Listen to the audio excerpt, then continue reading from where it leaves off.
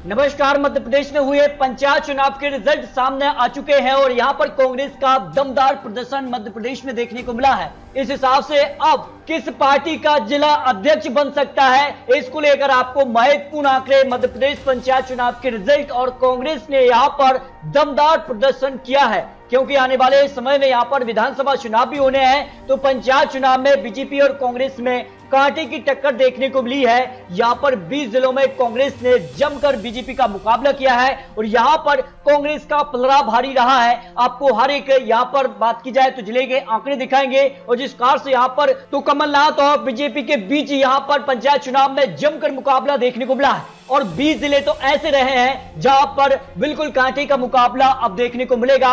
यहां पर 20 जिलों में से बीजेपी जिला पंचायत सदस्य की 149 सीटें जीती है, तो भाई कांग्रेस ने यहां पर 140 सीटों पर जीत हासिल की है। इससे स्पष्ट है कि कहीं ना कहीं यहां पर मुकाबला बराबर का देखने को मिला है। लेकिन आपको बता दें कि जिन यहां पर जिलों में कांग्रेस यहां पर बीजेपी से आगे रही है, आपको बता दें कि देवास में 18 में से कांग्रेस ने 13 सीटें जीती, बीजेपी को 2 सीटें मिली और 2 यहां पर अन्य ने जीती।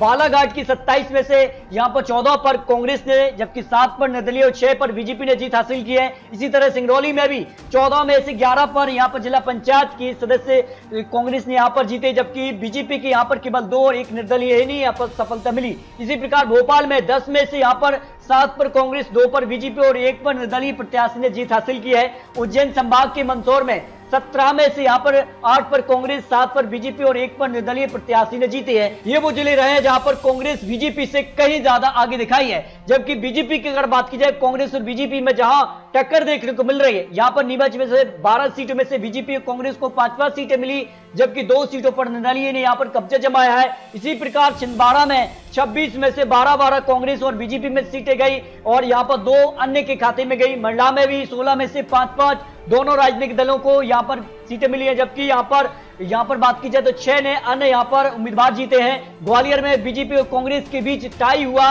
और यहां पर 13 में से 5 बीजेपी और 5 यहां पर कांग्रेस प्रत्याशी जीते हैं और यहां पर बात की जाए 3 सीटों पर अन्य ने भी यहां पर कब्जा जमाया है। इसी प्रकार निर्दलीय यहां पर जिला पंचायत सदस्य का अब फैसला यहां पर होगा, यानी कहा जाए इस चुनाव में कांग्रेस और बीजेपी बिल्कुल आमने सामने की टक्कर रही है। और अगर बात की जाए जिन जिलों में बीजेपी का अच्छा प्रदर्शन रहा है, मध्य प्रदेश में सीहोर में से 17 में से 9 पर बीजेपी ने जीत हासिल की, जबकि कांग्रेस ने यहां पर 7 सीटों पर जीत मिली। जबकि अगर बात की जाए कटनी में 14 में से 12 पर बीजेपी और 2 पर कांग्रेस ने जीत हासिल की है। इसी प्रकार इंदौर में यहां पर 19 में से 12 बीजेपी और यहां पर 7 पर कांग्रेस ने खाता खोला है। सागर में 28 में से 22 बीजेपी और 6 पर कांग्रेस को जीत मिली है। विदिशा में 19 में से 10 पर बीजेपी और 8 पर कांग्रेस और 1 निर्दलीय ने यहां पर कब्जा जमाया।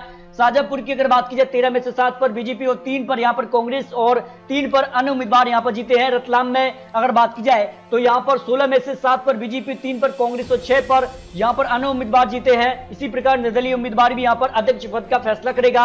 उज्जैन की 21 में से यहां पर 11 सीटों पर कांग्रेस ने जीत हासिल की है, जबकि यहां पर 4 पर कांग्रेस समर्थित प्रत्याशी जीते हैं। यहां पर 6 सीटों पर निर्दलीय प्रत्याशी जीते हैं। तो इस तरह से यहां पर बात की जाए तो 20 जिले ऐसे हैं जहां पर कांग्रेस और बीजेपी में आमने सामने की टक्कर देखने को मिली है। और अलग अगर बात की जाए अन्य जिलों को लेकर तो हर एक जिले में यहां पर बीजेपी कांग्रेस में यहां पर आमने सामने की टक्कर देखने को मिली है। ऐसे में विधानसभा चुनाव काफी महत्वपूर्ण हो जाता है। पंचायत चुनाव सदस्य जीतने के बाद कहीं ना कहीं इसका संपर्क सीधे तौर पर विधानसभा से जोड़ा जाता है और जिला पंचायतों में जिस कार से यहां पर कांटे का मुकाबला देखने को मिला है। लेकिन पंचायत चुनाव के बाद विधानसभा चुनाव में क्या बीजेपी का कमल बरकरार रहेगा या फिर कांग्रेस की वापसी होगी, इस पर अपनी राय कमेंट बॉक्स में जरूर रख सकते हैं, क्योंकि इसको लेकर आपको बहुत जल्द महत्वपूर्ण विश्लेषण और ओपिनियन पोल भी दिखाने वाले हैं। तो मिलते हैं दोस्तों सटीक और महत्वपूर्ण विश्लेषण के साथ, तब तक के लिए जय हिंद, जय भारत।